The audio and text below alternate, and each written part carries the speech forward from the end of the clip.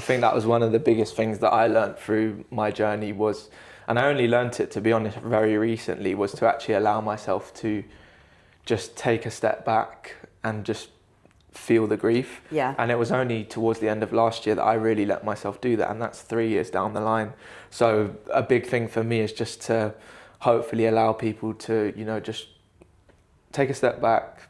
It might be hard, but feel the emotions, whatever you're feeling, let them out, because if they stay in there, like we say, it can just come up years later on. And once you begin to understand them and feel them, as hard as it is, that's when you can move forward with the grief. It doesn't go, but you can move forward with it, and you can do brilliant things even with it. And I think the other thing is knowing that you might have a day where you think, I've really got a handle on this. I've done amazingly. I've gone out. I've done a bunch of activities that have made me feel good. I've taken care of myself.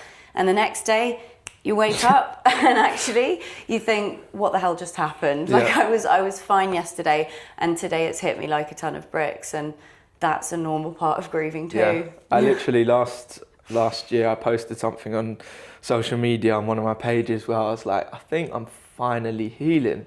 The next day I started crying, and I was like, okay, well maybe not, maybe we're just feeling it again. And that's the biggest thing you can take from grief, is that as cringe as the saying goes, it does come and go in waves. You know, you hear it all the time, but that is one of the best things that I've heard. You know, it just one day you can be fine. Yeah. The next day you could be in Tesco buying a meal deal and you start crying, and that's and sometimes how you don't even know what set you off. It's not like you saw something that was like, oh, this reminds me of Dad or whatever. It will literally just be, why on earth am I sat in my car crying? Yeah. It's quite nice to be able to talk about that, actually, because I feel like often people are like, what do you mean? What are you crying about though? Like, actually, there doesn't need to be a reason. So no, honestly, there's no reason. Like, I was in the cinema the other day, and a dad and his son came in to watch the film and bought a beer and a burger, and I was just looking, I was like, oh, that would be pretty nice. But and then I didn't really even watch the film. I was just thinking about that. So it can happen anytime, anywhere, and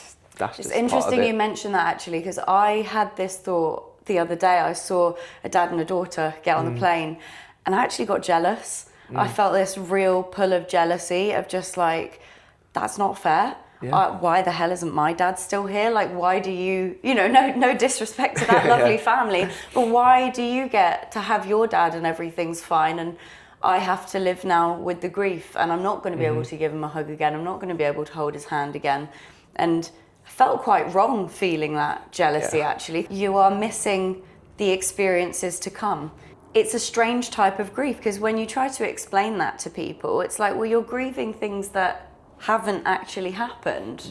I think that's such a big part of it. Is obviously we grieve the person and the love that we had with them massively, but it's also thinking about the future things that you're going to do, like you say, kids, marriage, even maybe just getting a new job, or doing something small that to you is a big thing. And it's like one of the biggest people that you want to just share that memory with and talk to and give them a call about it, they're not there. So you're grieving the person, but you're also grieving the future that you thought you would have with that person in it. So I think that's one of the hardest parts of grief, that you have to sort of just crack on with. I think you find your own ways around it, like you were saying earlier about being on the football pitch and that you feel Dad is there with you. And for me, my dad used to say something to me a lot, because my family and I, we've always travelled quite a lot, not necessarily always together, but we're quite an adventurous family.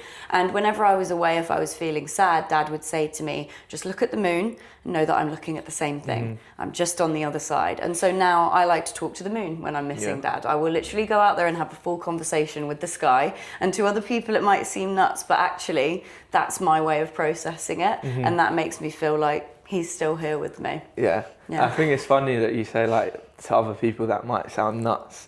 And I think that's the biggest part of like having a community in grief, because things that you think that are nuts are really not. Like, you're literally just keeping that love and that memory alive in a way that you can do it. Like, everyone has their different things, you know, ways that they can communicate with the person or feel that person. And I think that's a big part of grief, is just do those things. If anyone, you know, if you think, oh, someone might think that's a bit weird. No, if that makes you feel good, just do it. Yeah. But I think that's brilliant. You know, even the Lion King thing I saw the other day where it's just, you know, I'm always in the stars. Yeah, like, that made me tear up when I saw that, actually. Yeah, that got me. I think they are like, I like to believe that they are still with us in whatever way it is, they're still with us. And that piece of hope, I think, allows me to just keep going and keep doing what I'm doing, just knowing that they're still watching over us. Yeah, that's the biggest thing. Because there is still hope in the grief, and I think that's the important thing to remember. You've said it before. It's not the end. It's the beginning of a different journey, and I really like that way of referring to it. So, of course, you've created this wonderful community, and if people come to your page, which I absolutely recommend that they do, whether you're a dementia carer or any other type of carer, and you know that grief might be in your future somewhere, you need to go and check out Luke's pages. So what kind of support can people expect from Too Young To Grieve? I'd say the first thing, as I've touched upon quite a lot already, is just knowing that they're not alone in it, and that they can come to the page and they can click on any post and feel like, okay, yeah, I'm not alone, I get it, I feel understood, I feel seen. That's the main thing that I want people to understand, is that, you know, you're not weird for feeling any type of way. What you're experiencing is completely normal. In-person events is a big thing for me, because I think as much as the way the world is going, it's very digital. I think in person and being, you know, seen by someone and being able to talk to someone in person is absolutely brilliant. So plenty more of those to come. I'd say just having access to things that, you know, you can come to the page and think, okay, where can I call this helpline because I'm feeling this type of way? Or what can I do for this because I want to get my grief out, but I'm not too sure what to do? Do I go for a run? Do I journal? Do I seek therapy? Where am I at on my journey? What potentially would help me? I think that's a big thing for me and for the pages going forward, is just allowing people to know that they can access this resource, this group, this type of therapy, whatever it is that will help them. That's a big thing for me. And I think just the main thing overall is just having people to talk to, whether it's myself dropping me a message or whether it's, you know, connecting with someone else from the community. Community is everything in grief, and being able to, you know, you can just have a chat with someone who actually understands you is such a big thing for me going forward, I would say. Nice. I think even just as you've mentioned before, you know, you've got posts on social media where you just ask people, tell me about your loved one, or share a memory. And I think that's also a perfect level of support, because there might be people who feel like, actually, I don't want to join a group. I'm not in a position where I feel ready to actually talk about this very openly with others. But seeing the comments of other people, for example, I know on my page, there's a lot of people that end up helping each other in the comment sections of the videos, because they'll be like, well, this is how I help calm my anxiety when I'm feeling it. And then someone else will comment, oh, that's exactly what I do, or share another suggestion. So I think having the different levels of engagement available for people is also such an important one. And I think you've created something really beautiful, even if it has been born out of, you know, a grief and a sadness. I think we can both kind of attest to that, feeling like there's nothing there and now I need to build something, and then being able to do so. And I can't speak for you, but I know for me, I feel very fulfilled when someone does message me, because I want people to reach out, you know, especially young dementia carers who've not got many friends who will understand the situation, because, you know, a lot of these conditions are rare. But knowing that there are resources they can access, a bit like with grief as well, I think it's very, very important. Yeah, I completely agree. I think, like you touched upon with I want people to message me. I want people to, you know, feel like they can, because I know it's not easy maybe to comment because, you know, someone else can see it. But if you message me, until it becomes unbearable, I will reply. Like, and people are always like, oh, I didn't think you'd reply. Thank you so much. I will reply. But I think in the comments as well, like you say, if I can't see your comment or I miss it, or there's too many, I can't, someone does reply, and I think that's beautiful. I think that's part of the community aspect, that there's so many people that are going through similar things that they will be able to provide you some sort of assistance, whether it's a helpline, whether it's their own way of navigating it. And I think that's the biggest part of a community. Not everyone is at a point in their grief journey where they do want to go to therapy, or they do want to, you know, talk to someone that is very close to them. They might think, you know what, I don't want to talk to someone just yet. Yeah. And they feel a bit more comfortable talking to someone that they've actually never met, because they know, okay, like I can talk to him.